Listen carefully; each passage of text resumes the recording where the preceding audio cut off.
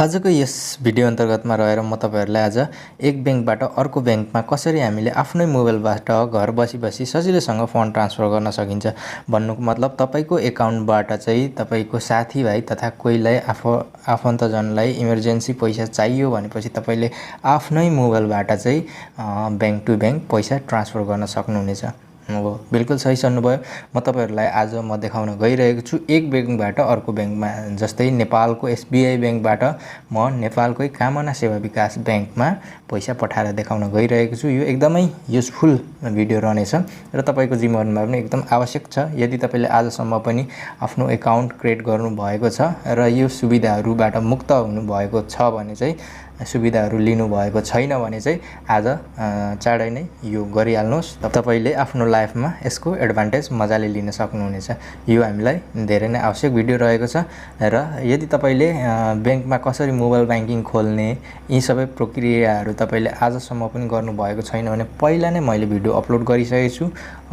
SBI net banking कसरी आफैले मोबाइलबाट खोल्ने र तपाईले कामना सेवा विकास बैंकको पनि नेट बैंकिङ मोबाइल बैंकिङ कसरी हामीले रजिस्टर गर्ने प्रोसेसहरु ए टु जेड बताइदिएको छु। त्यहाँ गएर तपाईले हेर्न सक्नुहुन्छ। यदि तपाईले नेपाल एसबीआई र कामना सेवा विकास बैंकको प्रोसेसहरु जान्नु भयो भने तपाईले अन्य नेपालको जुनसुकै बैंकको पनि तपाईले सजिलोसँग प्रक्रिया गर्न सक्नुहुनेछ।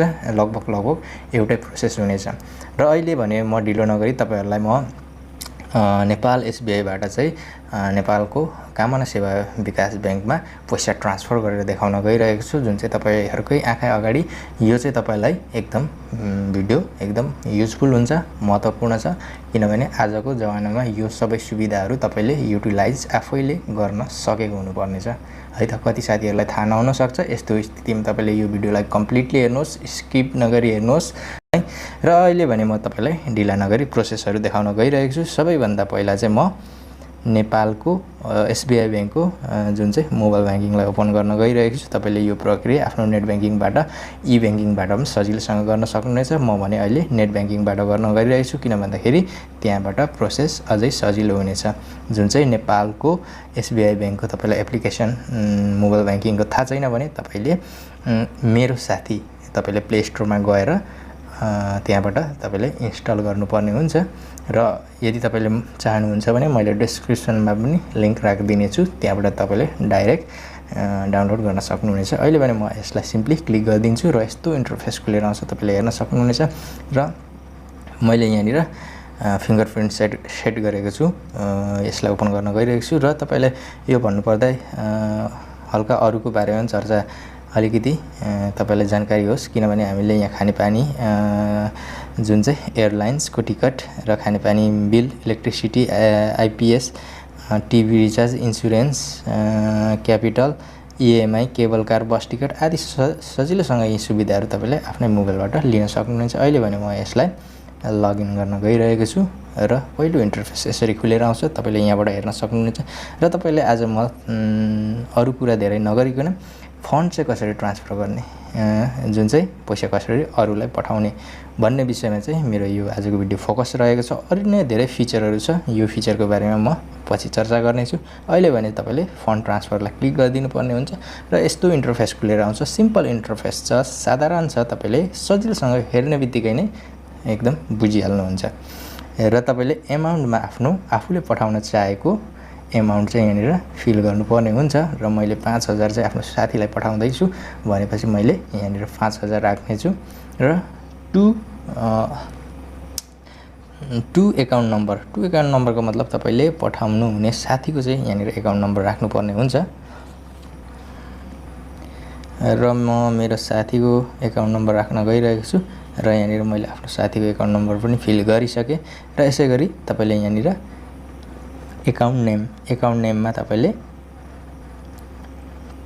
जुन चाहिँ रिसिभर व्यक्तिको नाम राख्नुपर्ने हुन्छ। तपाईले रिसिभर व्यक्तिको एकाउन्ट नम्बर त राख्नुभयो र उहाँकै तपाईले यहाँनिर नाम राखिदिनु पर्ने हुन्छ।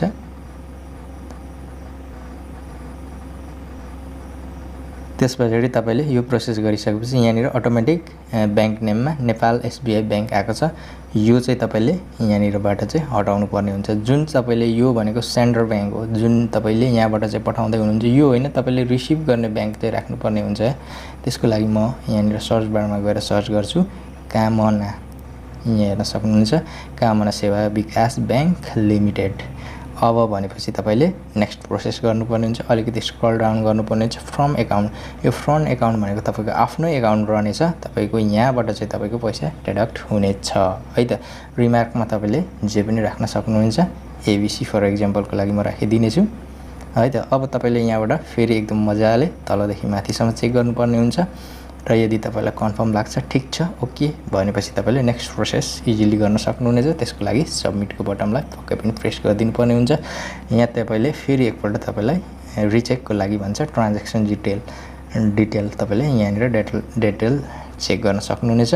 एकाउन्ट नम्बर भयो, एमाउन्ट भयो, एकाउन्ट नेम भयो र तपाईको बैंक नेम भयो र फ्रम एकाउन्ट यति र रिमार्कमा ओके ठिक छ भनेपछि अब तपाईले कन्फर्मको बटनलाई फेरि एकचोटि क्लिक गर्नुपर्ने हुन्छ र यहाँनिर ट्रान्ज्याक्सन पिन तपाईले नेट ब्याङ्किङको प्रोसेसहरु गर्दाखेरि यहाँनिर ट्रान्ज्याक्सन पिन तपाईले 4 डिजिटको एमपिन राख्नु भएको थियो पक्कै पनि त्यो पिनलाई यहाँनिर राखिदिनु पर्ने हुन्छ र त्यसपछि त्यो प्रोसेस सकेपछि सबमिट गरिदिनु पर्ने हुन्छ। रिक्वेस्टिङ भइरहेको छ, केही समय पक्कै पनि लाग्छ भन्नाले पनि यो 2-4 सेकेन्ड लाग्न सक्छ र यसरी तपाईले सजिलोसँग ट्रान्ज्याक्सन कम्प्लिट गरिसक्नु भएको छ। तपाईले यहाँनिर एउटा कुरा मैले भन्न छुटाएको छु जुन तपाईले यहाँनिर हेर्न सक्नुहुनेछ reference code, date, channel, payment attribute र service name, amount, tax amount. यहाँनिर तपाईले ट्याक्स एमाउन्ट जुन 5000 पठाउनु भएको छ 5000 डिडक्ट चाहिँ 5020 रुपैयाँ चाहिँ तपाईको डिडक्ट भएको छ र तपाईले एक्स्ट्रा फी चाहिँ 20 रुपैयाँ तिर्नु भयो है त। तपाईको एक्स्ट्रा चाहिँ 20 रुपैयाँ काटिएको छ र तपाईले यो भन्दा कम्ती चार्जेसमा पैसा एक बैंकबाट अर्को बैंकमा पठाउन चाहनुहुन्छ भने तपाईले आईपीएस कनेक्ट गर्नुपर्ने हुन्छ र लिंक गर्नुपर्ने हुन्छ।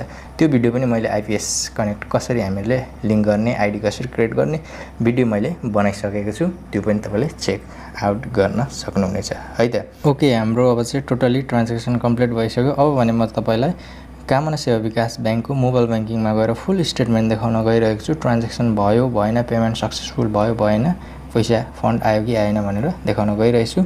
त्यसको लागि तपाईहरुलाई म यहाँनिर कामना सेवा विकास बैंकको जुन चाहिँ मोबाइल बैंकिङ ओपन गर्न गइरहेको छु। ओके, र यो कामना सेवा विकास बैंकको मोबाइल बैंकिङ यस्तो रहेको छ। तपाईहरुलाई म ओपन गरेर देखाउन गइरहेको छु र पहिलो इन्टरफेस यसरी आएको छ र तपाईहरुलाई म फुल स्टेटमेन्ट देखाउन गइरहेको छु। यहाँनिर एकाउन्टको साइडमा स्टेटमेन्ट देख्न सक्नुहुनेछ र तपाईले यहाँ देख्न सक्नुहुन्छ भर्खरै मात्र 5000 यहाँनिर टाइम हेर्न सक्नुहुनेछ र डेट एन्ड टाइम सजिलोसँग हेर्न सक्नुहुन्छ। डेट टपमा छ सन्डे 8 अगस्त भनेर र यसरी हाम्रो ट्रान्ज्याक्सन हाम्रो सक्सेसफुल भइसकेको छ। फन्ड सजिलोसँग आइसकेको छ। यसरी हामीले सजिलोसँग एक बैंकबाट अर्को बैंकमा हामीले सजिलोसँग पैसा पठाउन सकिन्छ। यो भिडियो तपाईलाई पक्कै पनि मन पर्यो होला, युजफुल लाग्यो होला र युजफुल छ पनि। र यो भिडियोलाई धेरै भन्दा धेरै आफ्नो साथीभाइ तथा रिलेटिभलाई शेयर गरेर सपोर्ट गरिदिनु होला, किनभने उहाँहरुलाई पनि यो भिडियो एकदम महत्त्वपूर्ण छ र हाम्रो आजको जमानामा यो फेसिलिटी हामीले युटिलाइज गरेको हुनुपर्छ, जानेको हुनुपर्छ। हर कस्टमर ले यो सुविधा चाहिँ बैंकबाट लिएको हुनुपर्छ। यदि तपाईले आजसम्म पनि यी सबै सम्पूर्ण अगाडिदेखिको प्रोसेसहरु जस्तै मोबाइल बैंकिङ ओपन गर्ने, कसरी आफ्नो खातामा खाता खोल्ने, यी सम्बन्धी विषय सम्बन्धी चाहिँ तपाईले भिडियो हेर्नु भएको छैन, यो सम्बन्धी अननोन हुनुहुन्छ भने चाहिँ तपाईले यो भिडियो यो च्यानलमा भिडियोहरु अपलोड भइसकेको छ, त्यहाँ गएर चेक आउट गर्न सक्नुहुनेछ। आजलाई यति नै, हामी अर्को भिडियोमा पक्कै भेट्नेछौँ।